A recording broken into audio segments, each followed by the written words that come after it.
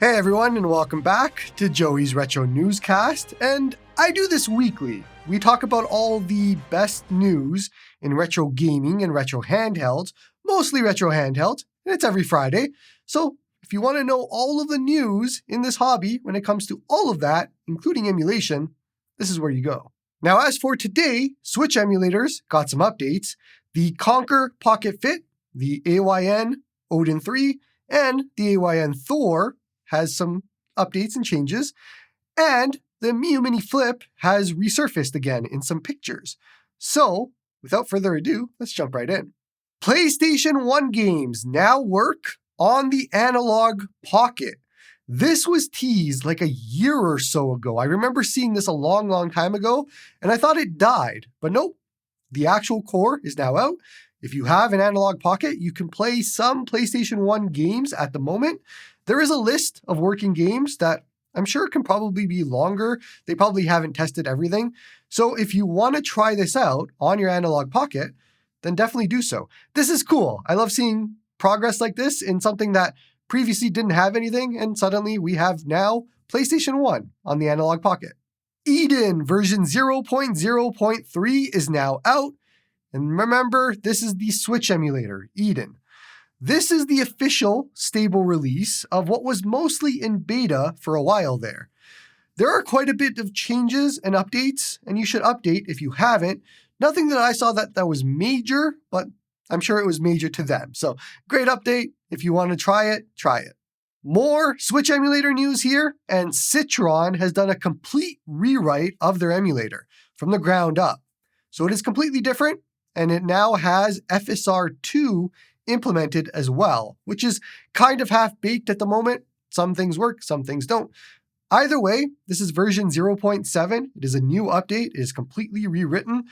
And basically right now we have Citron and Eden as the two competing Switch emulators that you can try both and see which one's better. GameHub 5.0, and there's been a few hotfix updates since then, is now out. And a reminder, GameHub is a Windows emulator on Android. Now, the big addition here is full Steam support.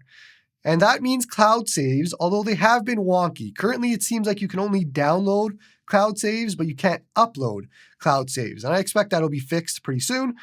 There is also achievement support, from what I could tell. There is new rendering modes, and there's a whole bunch more. The highlight, of course, is the Steam support. That makes it so that you can just install GameHub, install or use Steam, log in, and download your games. And yeah, that's a big barrier to entry that is now gone for anybody that wants to try this. I have seen a lot of people jump on this, including my own Discord, so it looks like this is reaching through different mediums, I guess, to grab other people that normally wouldn't be interested in this. On my end, there's a reason I don't do guides for this. It's just I have no interest. I've been asked so many times to do win later guides, GameHub, Game Native, whatever it is. I don't have an interest. I stream everything, so there is no reason for me to install this because I stream it better than playing on this. So that's where I stand, but I will one day probably do a guide on this. I think most of my hesitation right now is I don't feel safe with any of these companies at the moment. Especially GameHub, given what happened with AYN from the same developers and all of that. So for me, I am personally waiting a little bit longer until everything is all ironed out and safer, and maybe somebody bigger will jump in, like just Steam doing it on Android. But for now, if you want to jump in to GameHub and all of that, then you can. It seems like a lot of people are getting a lot of games working, and that's pretty cool. Question of the week. How many of you are using HD texture packs or widescreen hacks? They're not really connected, I guess, but I mean, we'll just do two different questions. Are you using either of them? Now, I go back and forth on this one. There are some games that are broken using widescreen hacks, and I don't like seeing it. Like, you get all these texture issues, especially in Dolphin, and I'm like, I'm not going to turn it on for this game. Then there's other games that it works really well in. So for me, I just go back and forth. More often than not, I choose not to do the widescreen hacks nowadays. I kind of like the original native aspect ratio because it's less screwy, I guess. Less things can go wrong when it is how the developers made it. Now, obviously, we are not talking about games with the built-in 16:9 option in the game. We're talking about games that are using the emulator to add patches to make them widescreen. On the same note, for HD texture packs, there are really, really good HD texture packs out there that are awesome. And then there's some that are not so awesome. And so I am on the fence about that. Most often than not, I'm not using either HD texture packs or widescreen hacks for those reasons. But I'm curious, what are your thoughts? Do you use either of them or both of them? Why and why not? Let me know in the comments. Miyoo has a picture out of their new upcoming Miyoo Mini Flip and all of the different colors that they're going to be selling. Of course, no ice blue, because why would you want to sell an ice blue Miyoo Mini Flip when ice blue was the best color that you had with the Miyoo Mini? I don't get it. Anyways, it has been so long that I actually completely forgot that this device was coming out. We saw teases of this like a year ago. It has been a very long time. I will say that pink one, if it came in blue, like a pastel blue, like how it has it there, woo, that would have been great. But it's pink. Not my thing, but it looks cool. Now, I think design-wise, this looks good. Reminder, this is a 4x3 screen, not 3x2. And it looks like it should be smaller than the 35XX SP at least. So it'll be interesting to see what happens here. There is absolutely no way in the world that I would pre-order this device, given Miyoo's track record and history of not just the clamshells with the Miyoo Flip and how that went on, but their other devices. So yeah, no chance I would be pre-ordering this whenever it does come out. But you gotta hope that the fact that it's been months and months and months in development, that they are taking their time with it, that they are trying to make it work properly, that they are doing QA and all of that. Like, this has been in development longer than the AYN Thor and the AYN Odin 3, because AYN shared their roadmap with us, so we know. That should mean, technically, that they are taking their time with it, but it's Miyoo, so I don't know. Also, as a reminder, this should, air quotes here, should have Onion OS compatibility, although I have not seen anything that the Onion OS team has one of these, but it is using the same hardware and everything as the other Miyoo Minis, so you would expect easy compatibility, maybe? I don't know. Don't quote me on that one, but that is one of the selling points of this, is Onion OS compatibility, if they can nail it down. So we'll see how that all goes. We'll see if the Onion OS team is even interested in that, because it's all up to them. So we'll see how this goes. The KONKR Pocket Fit went live this week, right after the last newscast, so we missed it. Pricing starts at $239 for the early bird Snapdragon 8 Gen 3 version, but the Snapdragon 8 Elite starts at $269. That is crazy good pricing for the power of what you're getting. Now, I personally almost pulled the trigger on this one this week, but for me personally, the small sticks and the LCD screen just aren't things that I value. So that was my reason for not buying. Small sticks, LCD screen. That's what kept me away. However, $239, $269 for what you are getting there should be not a single person buying any of the Anbernics at this point, given the price of this. You should not be buying a 557, a 477M, RG slide, any of those, when this is $239 for a Snapdragon 8 Gen 3. There's no other way for me to put this. Those are great pricing. It's nice to see, even if it is for just a week. I think it's going to be for one more day after this newscast goes live. So if you want to grab one, go grab one quickly. But they did right here. Ayaneo did right here from pricing. Now, I will say, despite all of that, there was only 232 backers as of me writing this script, which was Wednesday. So that, man, it sucks. It really does suck to be Ayaneo. They did it right this time, and still the sales aren't there. It is, you have to imagine like what is in their mind at this point of like, we actually tried to do it properly with great pricing and still nobody's buying it. I wonder if it's just a reputation thing. People need to see this more often before they give them a chance again. I don't know. I mean, I didn't order it, but I didn't order it because of the sticks and the LCD screen. So I guess comment-wise, is that the reason you guys didn't order one? Like, I know the Odin 3 came out this week. We'll talk about that. And obviously that has full-size sticks. It has an OLED screen. Is that the difference here? Spending the few extra bucks just to get that? I could see it. That's why I'm doing it. But for everybody else, is there another reason you didn't buy the KONKR Fit? Because can't be pricing. So what is the reason? Now, quick side note, I did reach out to Ayaneo about reviewing their devices like I normally do after all of their releases. And I made some headway, but it still fell apart. Basically, they won't be sending me a device for review when others get the review unit. And it would just be kind of a discounted retail unit. And at that point, by the time those devices go out and we get the actual real pricing and my review comes out, it's not worth it anymore. So yeah, still far apart with Ayaneo, but still trying like I do with everybody else, like Anbernic and Ayaneo and all the A's, except for AYN. They're good. Now, just quickly, because we just talked about the KONKR Pocket Fit, the Odin 3 is now at 1,774 backers. Well, as of me writing this on Wednesday, which means it probably changed as of me recording this on Thursday. And it is interesting to see the massive difference there compared to the KONKR Pocket Fit, because you can see both numbers. It's like 200 something to 1,700 something. That is a very big difference. And so this all ties into my question for you guys is, what makes you grab the Odin 3 over the KONKR Pocket Fit? And I'm sure there's a lot of different reasons. For me, I bought one for backup just in case they don't send me one for review. We've talked about this. I'm not really interested in the Odin 3, but OLED and full-size sticks is something I value, so that's why I grabbed it. Now, I have not heard anything about review units for the AYN Thor or Odin 3 as of yet, but I expect we're not that far away from either of those, so we'll see. Now, quick side note, a user on my Discord, Kiris, I'm sorry, Kiris, if I'm saying this wrong, Kirais, just so I can give you all of the actual credits and all of that, shared with me some numbers on how devices are selling in China, at least for pre-orders. There is a site called JD.com, and some companies will do pre-orders on that site for China users, and it's kind of exclusive. That's where you have to go to buy it, it's my understanding.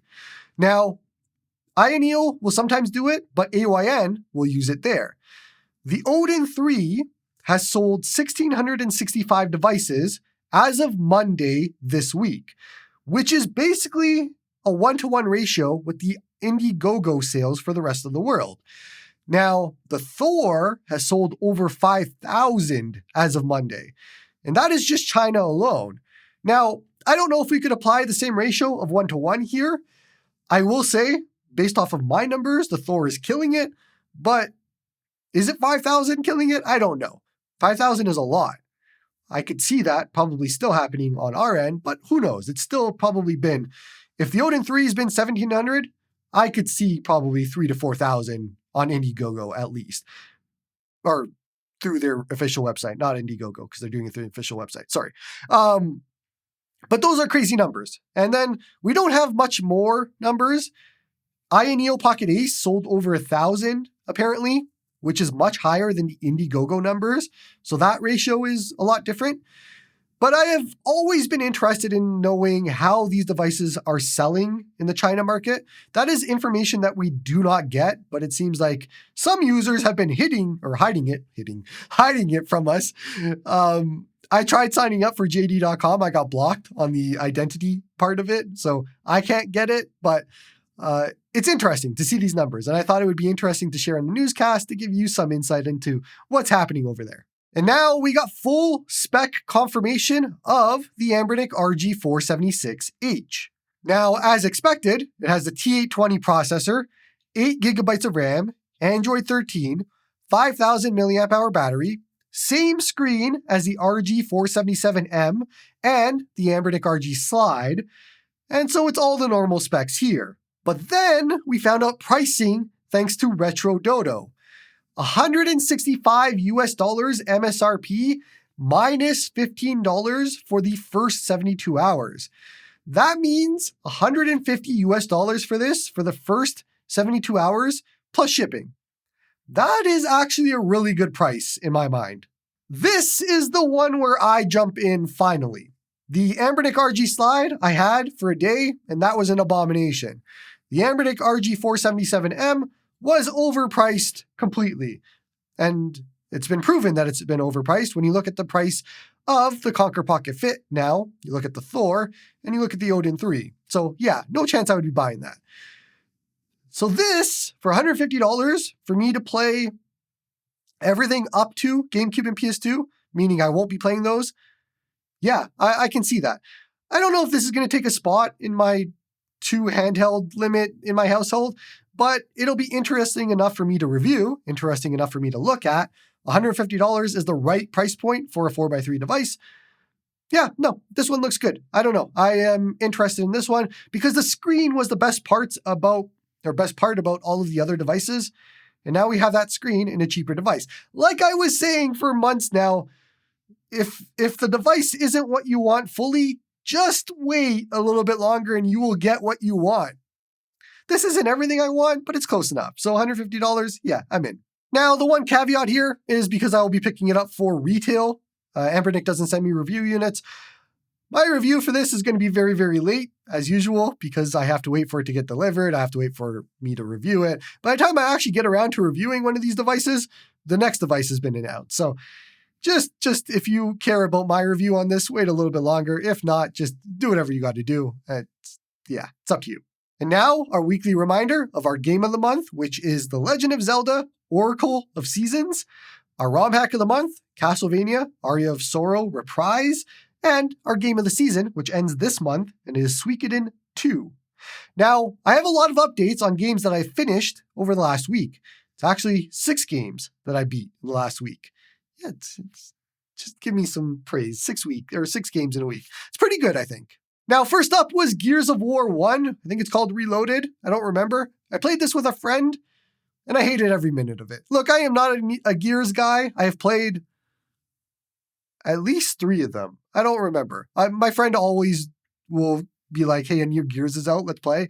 And then I play it with him, but I'm not a big fan of Gears. And so most of that time was us just making fun of the game while we were playing it, because they did the bare minimum on this Reloaded. Like, they did nothing. And I know it's a remaster of a remaster, but like, I don't know what you could have done, but what they did do was nothing. So yeah, Gears of War 1, I don't know, 4 or 5 out of 10 in my scale. It wasn't fun. Then I finished up Suikoden 2. Suikoden 1 is still my favorite out of the 2. I've only played the 2. So 1 over 2 so far. But Suikoden 2 was really good. There was a lot of really good moments in Suikoden 2. I had a lot of fun with it.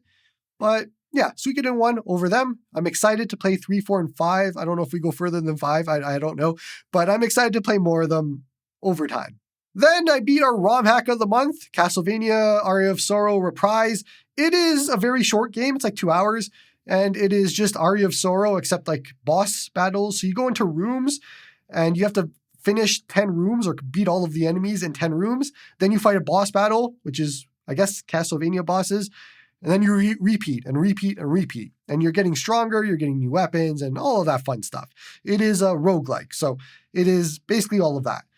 The game itself was about 2 hours. It got very difficult in some parts because I'm not a Castlevania person, so I didn't know how to beat some of the bosses. But yeah, I think it just cemented Metroidvanias, not for me at all. So Castlevania, and then Metroid. I beat Metroid Zero Mission this week, and I have played all of the Metroids at this point in my life. Not a single one I have enjoyed. So I am just not a Metroid person. I am not a Metroidvania person, but I still play them. I still beat them for some odd reason. I like to, masochist myself. I'm a masochist in that way. I am not doing good with words this week, but I don't know. Zero Mission, not my thing. I know a lot of people like it. Not my thing. I would just rather play some other games. Lastly, we have Adventure Island 2. Sorry, not lastly. Adventure Island 2. I love Adventure Island. I love all of the Adventure Islands. Adventure Island 2, super fun. I like Adventure Island 1 more, but Adventure Island 2, super fun. Finished that up. It's a very short game. And then Gargoyle's Quest was my last game of the week. I've never played that before, and that was actually very short as well. Gargoyle's Quest is okay. It's fine. It's not too difficult, but you kind of need a guide to know what to do in that game. Like, you get lost in some parts where you're like, what do I do? And then it hits you with like all these levels that are fake levels, so you can't actually pass those levels. You have to find the one level in like 5 levels that is real. And that was frustrating, but otherwise, it was a good game. It was fine. I don't know. I enjoyed it. That's it. That was my games of the week. That's what I played. What have you done this week? Okay, as always, let's end off here with the Newscast Q&A. My voice is actually going, so it'll be a nice thing to end off on. Newscast@joeysretrohandhelds.com is the email address. Holy. Or you can come join the Discord. There is a Newscast Q&A channel. You can send them in through there. First question comes in from Pablo. What would you recommend to a retro Nintendo fan for emulation front end on Android? Daijisho, Emulation Station, or whatever? Thank you for the question, Pablo. And thank you for sending me an email using thumbnails from other content creators to show me what those front ends are, even though I have done videos on those front ends. I don't use a front end. It's been a while now. I have not been using a front end. But when I do, it is Daijisho. So if I have to put a front end on and I'm going to use it, it's going to be Daijisho. My second backup is Beacon Launcher. I really like that one too. I don't use Emulation Station ever on any device. I'm not a big fan of it. So on Windows, I use Playknight. On Android, I don't use a launcher, but if I will use one, it would be Daijisho or Beacon Launcher. And then on Linux, I don't use a front end, but I haven't played anything on Linux lately, or Bazite. Well, I guess Bazite I would be using gaming mode. So I just launched the emulators there and then launched my game. So yeah, no, I don't really use front ends lately. So yeah. Last question of the day comes in from Shortening of the Way.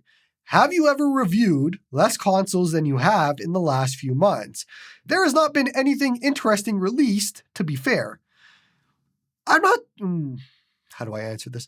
I'm not sure that there hasn't been anything interesting, but there hasn't been anything that I care about. Look, I talked about this a long time ago. I kind of got rid of all third-party resellers. I only work with WhatGeek now because they send me a lot of the cool stuff like GPD products and things like that.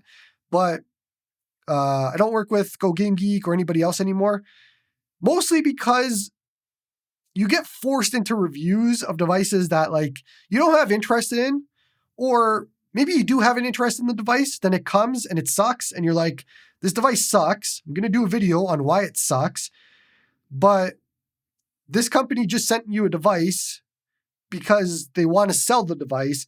And if you constantly keep doing this, and nobody's ever said this to me, but if you constantly keep doing this, where you don't like the devices, then suddenly it's like, I personally feel bad for that company because they are sending me a device. And I'm like, well, I'm not having a good time with these devices and I'm reviewing them. And you're expecting to get something out of it, which is sales. And I'm not bringing those sales to you. So at some point I was like, you know what, not going to work with them.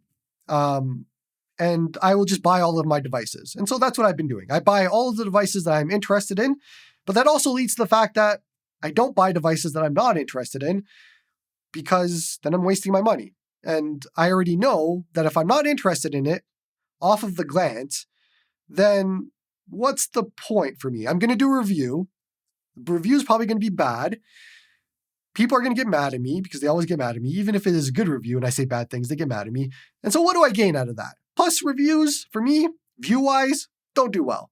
Unless I'm the first person to get there, which is something we don't talk about in this hobby a lot. But if you were the first person to review something, the view percentage gain that you get out of doing that, no matter how bad your review is massive for the channel. So it's a self-fulfilling prophecy on that one. If you're the first one to get reviews out and you continue to get those first devices out, doesn't matter what your review looks like, doesn't matter if it's missing all sorts of information, like I see a lot of reviews missing, you're going to get reviews just by fact that you were first. And so for me, I'm just like, you know what? By the time it gets to me, I'm like 10th, last, whatever. I don't like the device. I'm not going to do the review. So that's why I don't buy, that's why I didn't review the 557. I have it somewhere. I didn't review the slide. I sold that, got rid of it. I didn't review the 477M. These are all Anbernic devices. Sucks, Anbernic, but I didn't even buy that one. So that's kind of where I'm at.